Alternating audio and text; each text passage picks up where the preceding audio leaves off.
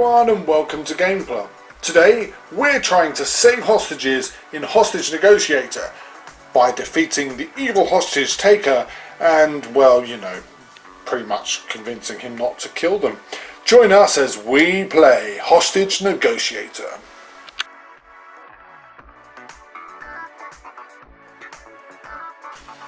So I'm going to start with the unboxing of Hostage Negotiator, and I'll start with the box. Yeah, pretty sort of self-explanatory. Obviously there's a Hostage Negotiator and the Hostage Taker, looking like a menacing. I love that red hue there, picking out the kind of balaclava-esque nastiness. You've got your back of the box is just pretty dull, but then, you know, it does what it says on the tin. One player, just notice it's a solo game, 15 to 30 minutes, and ages 15 plus. Now, just to note, I will play a separate basically playthrough of this as well, just to show you what it's like. But first I'm going to go through well, just open up the box and show what's inside, if I can get it open. And this has already been pre-opened, so don't expect any surprises. Right, we've got the game rules. There is a very good game video of this on, I'm trying to think who it was who did it, but I think there's 3 or 4 of them. But to be fair, I'd probably recommend looking at that. The booklet is heavy on words, and to be fair, most of them doesn't really add much at all. So I would probably recommend looking at the video.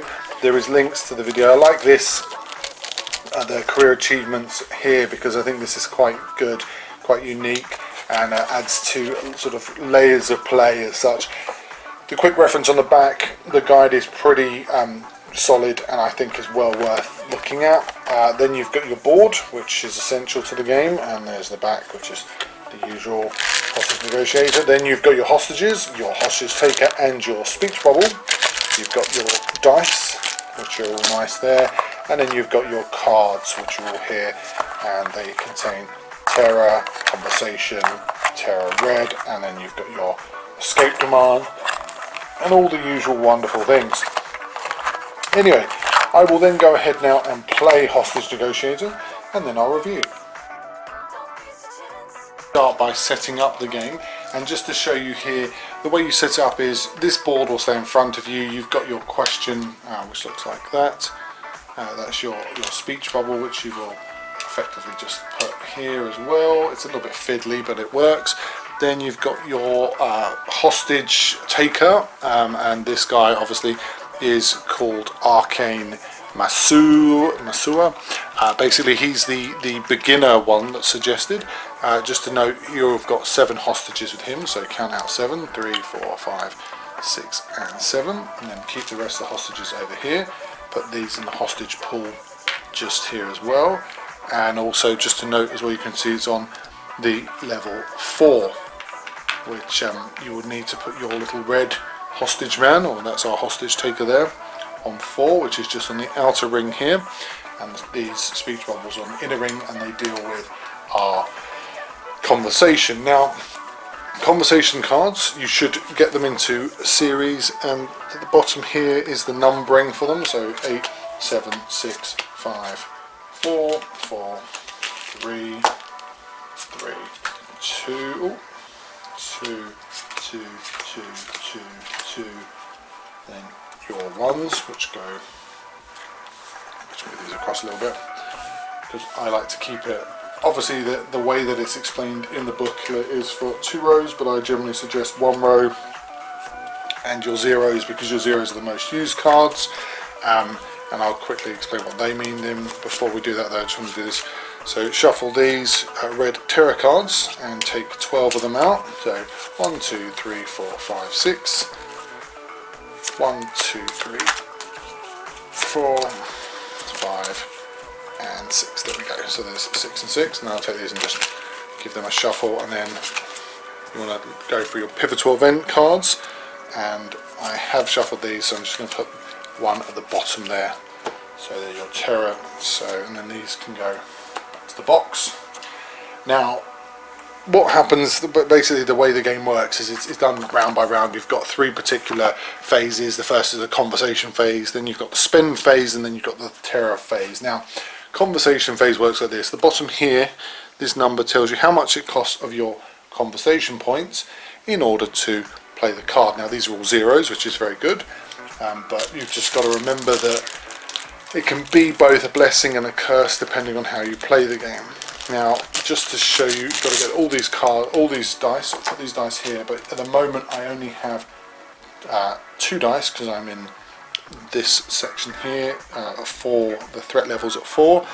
If it goes above the K, which I won't show you, actually I'll show you on the booklet here just so you can see, because it's just easy to see like this. If it goes above that K there, then it means that you lose hostages every time you go above it. So where you see on these cards it's got a +1 or -1, that's what's happening there.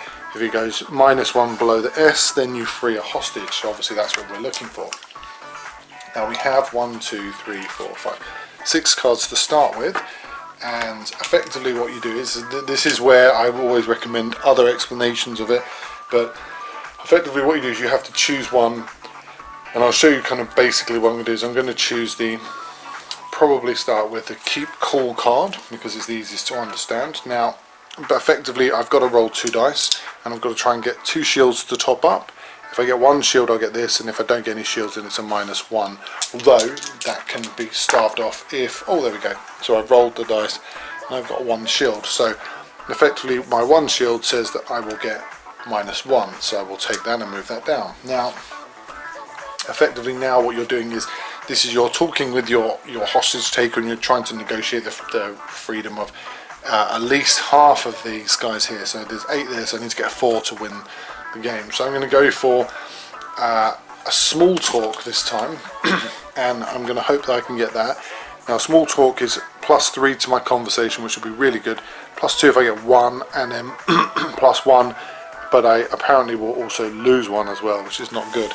So that means I lose 1 of these 0 cards. Now I'll just, oh there we go, so I've got another, rolling not badly today, so I'll get 2 and I'll take 2 for that, 1, 2, which is very good.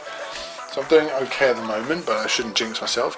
Now at this point I've often seen people will go for what they call the what are your demand cards, because it allows you to reveal a demand and that will not hamper you later on, and you also get +2s. I'm not going to though, because I'm going to instead use another small talk card, and I'll put that there as well, and I'll roll again, and I've got, wow, look at that, two shields there, 2 police shields, and so I got 3, 1, 2, 3, very good. That helps me no end. Now things are going well, and just to kind of quickly encapsulate, this is still the first phase of the 3 phases. So you've got your conversation phase, which is what I'm playing at the moment, and we'll go through the spend phase in just a second after that. What you're trying to do in the conversation phase is you're trying to lower this, lower the threat level, plus also gain some conversation points, so that when you go later on, you will obviously in the game no doubt have to unlock or uncover terror cards, but sometimes they can be both a boon and a bust, but let's hope it's a boon this time. Okay, so now I'm going to go for a what are your demands card, and I'm going to roll, and I roll double trouble, very good. So that means I can reveal a demand and I can add +2, so I'm going to add +2 to this, and then I'm going to reveal the major demand. Now his major demand is spend 4 to concede during any conversation for 2 hostages. Now the thing is, what you have to remember is you will have to spend that, then you will effectively get 2 hostages, but then it turns to this. Penalty for conceding, you -1, you always roll at least 1 die. So basically what that means is you always roll at least 1 die, remains in play until abductor eliminated. So effectively what will happen is that you always roll at least 1 die. So that means effectively you will lose a die from your hand, which is not useful at all. So I'm gonna hold off that. His major demand is he wants 10 million quid, by the way, but that's another conversation. I'm going to then go to Keep Cool. Now I'm a bit of a sort of pickle now, because if I lose this then we could be in trouble, but I'm going to continue with the phase. Right, so I rolled for the first time, typical, I rolled this. Now this means if I discard 2 cards I can turn the 4, which is number 4 there, into a shield, which means it will get me the good thing I'm looking for. But unfortunately I'm not going to, I don't have enough, so I'm just going to go for this 6, and I'll take the -1 to the threat level. Final card. Now I would generally say play it, because you never know, but I think that this could end up blowing him up in my face, and it has done. So I got none, so I basically will add 1 to this, and we will be back to just 2 cards. Right, okay, so then that round ends. Now we go to the spend phase. Now I've got 7 tokens, 7 speech tokens to spend, conversation points, sorry, to spend, and that means I can buy anything up to here of the 7. So I could effectively buy the 7 card, but I don't want to, because that is the abductor is eliminated and I get 2 people saved. But I don't want to do that. I'm probably going to look at, maybe further down I'll go for a 6 and a 1. Now, reason for that is because, I'll just take the camera off just to show you. Effectively what happens is with your cards here is each one gives you a different, differing sort of positive and negative. So with this, for instance, until conversation ends, you add 2 dice. And this is basically +2 plus 2 dice for the next threat roll, etc, etc. Now, but what I want to do is I don't want to do that just yet, because I'm trying to go for, if you see this, 3 hostages saved, which will then push me forward quickly so I can then move on forward. Plus I get, but it adds +2 to the threat level, which is not so good, but that would probably be more beneficial. But in fact, what I'm going to do is I'm going to look at probably going for the 2, just stay calm, and then going for a 1. So effectively I've got my, so I moved that by 3, 1, 2, 3, so we've still got 4 points there, and it's just, you can carry them over, and it makes sense to carry them over just because it benefits you longer term. I will play the full round, so I'll play another round just to show you. Now we go to the terror phase. Now the terror phase is the terror cards here, you get to turn over 1, and you will flip it over, and you've got draw and resolve the next red terror card. So you have an allotment of 12 of those, and then the last one is the 13th unluckiest one. Cards like that aren't helpful because they basically cuts into your rounds effectively, so then you have to turn over another one, and basically I've lost. Hostage is killed, and if unrevealed, demand +1. I have revealed the demand, which is useful. Anyway, so we're going to do one more round just to show you. So now I've got my 0s, but I've also got my 1 and my 2.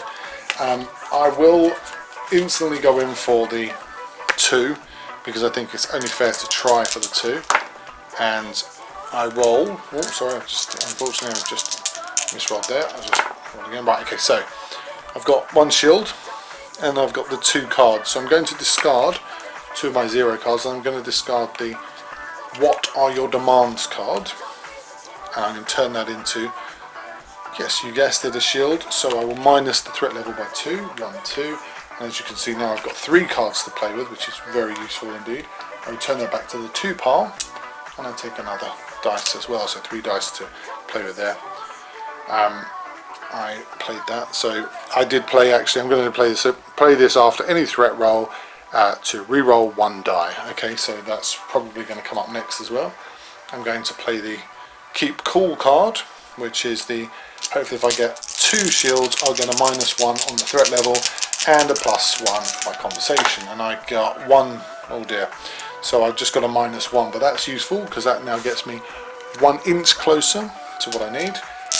Now I'm going to do small talk, so I'm going to hopefully get some, and I'll roll, and I got 1 shield, so I get +2 to this 1, 2, and basically that's the way the game goes. Then I'll do another small talk as well, got 2, so I get +3, 1, 2, 3, very good. And now once again I've got to that classic problem. I'm going to use keep cool again. I'm going to hope for 2, and I get 1. I can, if I wish to, play this after any threat roll to re-roll the dice. So hopefully this will be, oh, so I've just got 1, so it's -1. So that means I get 1 hostage saved. And basically that's how the game works. It runs until you effectively will either have more hostages saved or killed than, you know, that are in the pool. So if you get half of them, then you save, then you win, If you lose half of them, then you lose. Hostage Negotiator is really a game of two halves. In the first half, you have a very clever, very well structured game where you have the to and fro of a negotiation, the kind of tenseness of that, and then what happens at the end of that with that wonderful terror phase, which I really like. I think that there's a real skill to that. If you add into that the conversation and the die roll, it does become quite compounded, because every single move you're wondering if you will survive or if people will survive effectively. The hostages, that is, of course. That is a key component to why the game for me works so well. But then you get the second half, where you're doing the same thing again and again, and you find that the major demands really conflate into this kind of terrible revenge, which some would probably consider to be a challenge, but I consider sometimes to just be irrefutable proof that the game is out to get you. This is the portion in which some players will probably disagree with me, because they will say you're just not used to a game that challenges so much, and I'm not.